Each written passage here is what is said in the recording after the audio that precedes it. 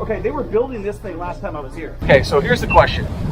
How do we find the owner? How do we get this property? This is a real cowboy. I got my car stuck on the lot last time. He had to push me out. This is the house I want. I need your help on finding. 10 Calle Playa.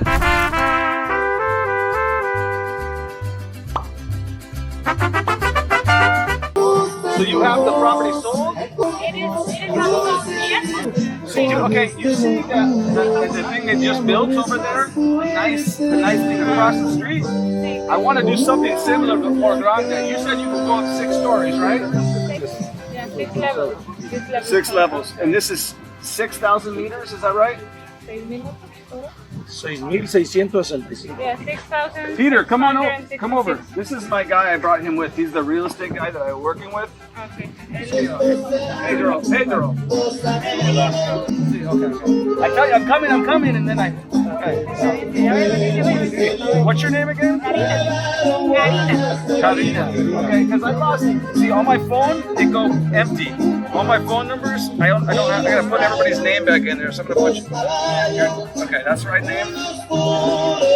Can you find yours too? Because I can't even find it in here. See, I don't know any. I lose everybody's number. It's gone. Will you put yours in there? Put your names. Oh, is that it? Okay, now I have everything. I don't know whose number is what. I have everybody's number.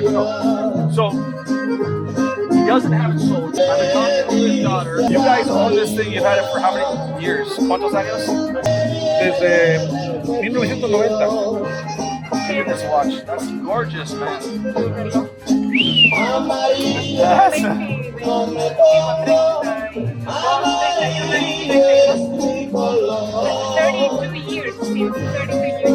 Okay, so what I want to do with you is a deal. I want to develop this, okay?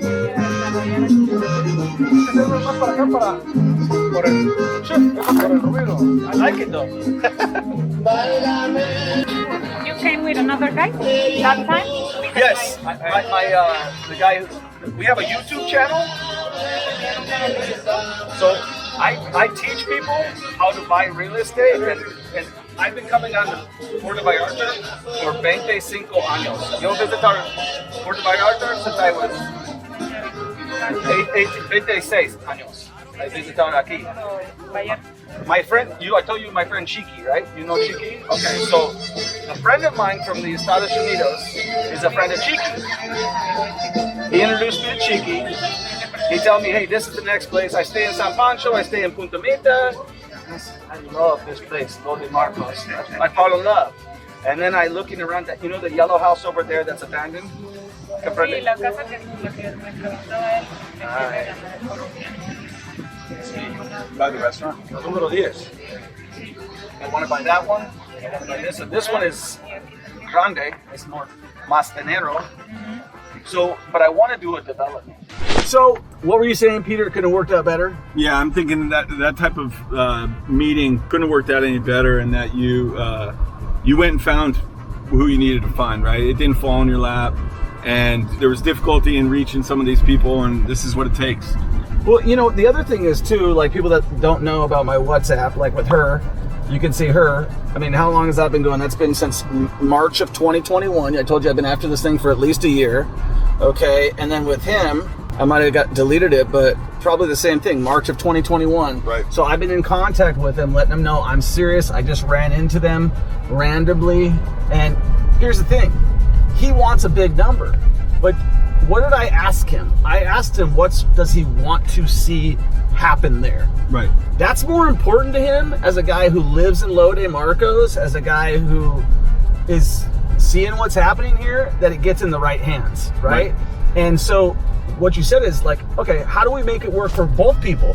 If you carry a note and you're getting cash every month, and it's the way you wanted things to be, and eventually that note gets paid off, not having all your money up front is not that big of a deal, right? Because you're getting cash flow. You're getting cash flow. So, well, I thought one thing that was super important too that you brought up, especially when you're dealing with a situation like Mexico and locals, is what is their vision and how do you align with them to complete that vision, and that you're not here just to create something that doesn't make sense. And the only way that you're going to get the buy-in from the town, the workers, everyone, is to have him aligned. And I think that was an important step with this guy, right? That you're not just coming in. Well, like he wants a big number. If you give him that big number and then you walk away, he might have the ability to shut you down. Yeah. You know what I mean? And then you're sitting there with a piece of dirt that ain't worth nothing, you know, that you're like, all right, well, what are my exit strategies? Sell? Because I can't rent. I turn it into an RV park? Right. You know, and so obviously there was a big house there at some point in time. He's owned it for, he said, 33 years. Yeah. And seems like a really, really nice guy. And I'm hoping that we can do a deal together. Do you remember what that number was?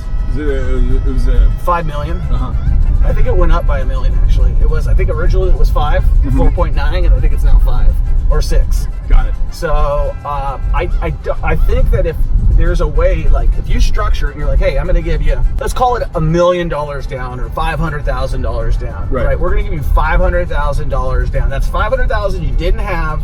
And if we don't do nothing with this property, you're fine. And then we're going to pay for the construction. But for the construction, we need 2 years of delayed payments, right? This is how deals get done when you get creative. Because people always think, oh, I can only do this or that, and this is the way I'm going to do it. So if you get creative with that stuff and you're like, all right, now I got him enough money that he's secure, he's all right, and then I can go and start paying for the construction. And then you say to all your investors that you're going to bring in, listen, guys, we've got a guy in it, and you give him a piece of the equity, you give him something that he's involved in the deal. He's a proud guy. You want to make sure that, I mean, he seems like a very nice guy, you know. Obviously I haven't done business with him, and that's an entirely different situation, but from what I can say, he has been willing, ready, and able to deal with me, and I'm excited. I'm super excited. I'm super jacked up. We went to one property that we didn't get. We just found, I mean, it's really meant to be in Lodi Marcus, Peter. I think is what it's. Yeah, I think that's what that means. Yeah. I think it's really meant. I think that just kind of sealed the deal. The fact that Jesus wants to live in Lodi Marcos. Now you're coming around. I mean, it's just like, all right. So how do we get to the hill? We're heading there next. I think you go left here. Yeah, look at this.